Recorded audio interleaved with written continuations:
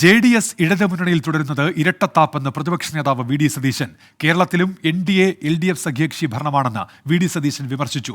മുഖ്യമന്ത്രി കോൺഗ്രസിനെയും UDF-നെയും മോദി വിരുദ്ധത പഠിപ്പിക്കേണ്ടെന്നും V D Satheesan പ്രസ്താവനയിൽ വ്യക്തമാക്കി. MG പ്രതീഷ് ഉണ്ട് തിരുവനന്തപുരത്ത് നിന്ന്. പ്രതീഷ്, കേന്ദ്രമന്ത്രിസഭ അധികാരമേൽക്കുമ്പോൾ JDS-ന്റെ പ്രാതിനിധ്യമുണ്ട്. അതിനെ ഉയർത്തിക്കാണിച്ചുകൊണ്ടാണല്ലോ ഈ വിമർശനം. എന്തൊക്കെയാണ് വിവരങ്ങൾ?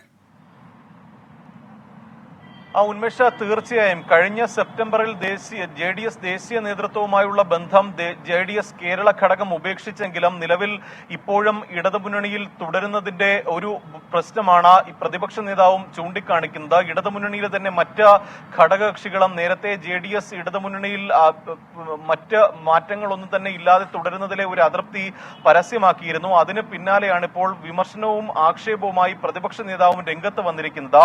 JDS ഇടതുമുന്നണി തുടരുന്നത് ഇരട്ടത്താപ്പ് എന്നതാണ് പ്രതിപക്ഷ നേതാവ് വി ഡി സതീശന്റെ വിമർശനം. NDA ഘടകകക്ഷിയെ ഒക്കത്തിരുത്തി മുഖ്യമന്ത്രി സംസ്ഥാനം ഭരിക്കുന്നുവെന്നും പ്രതിപക്ഷ നേതാവ് ആക്ഷേപമായി പറയുന്നുണ്ട്. മുഖ്യമന്ത്രി കോൺഗ്രസിനെയും UDF-നെയും അതുകൊണ്ട് തന്നെ മോദി വിരുദ്ധത പഠിപ്പിക്കാൻ വരണ്ട എന്നും പ്രതിപക്ഷ നേതാവ് വാർത്താക്കുറിപ്പിൽ അറിയിച്ചിട്ടുണ്ട്. കേരളത്തിലും നിലവിൽ NDA LDF സഖ്യകക്ഷി ഭരണമാണ് നടക്കുന്നതെന്നും JDS LDF-ലും മന്ത്രിസഭയിലും തുടരുന്നത് ഏത് സാഹചര്യത്തിലാണെന്ന് മുഖ്യമന്ത്രിയും CPIM-ഉം വ്യക്തമാക്കണമെന്നുമാണ് പ്രതിപക്ഷ നേതാവ് വാർത്താക്കുറിപ്പിലൂടെ അറിയിച്ചിരിക്കുന്നത്. നിലവിൽ LDF-ൽ JDS കേരള ഘടകം തുടരുന്നുണ്ടെങ്കിലും പുതിയ പാർട്ടി രൂപീകരിക്കുന്നതിലടക്കം ഇപ്പോഴും ഒരു അവ്യക്തത തുടരുന്നുണ്ട്. ഈ മാസം 18-ാം തീയതി JDS നേതൃയോഗം ചേരുന്നുണ്ട്. ആ ഘട്ടത്തിൽ ഇതിൽ ഒരു തീരുമാനമുണ്ടാകുമെന്നതാണ് നിലവിൽ പ്രതീക്ഷിക്കപ്പെടുന്ന കാര്യം.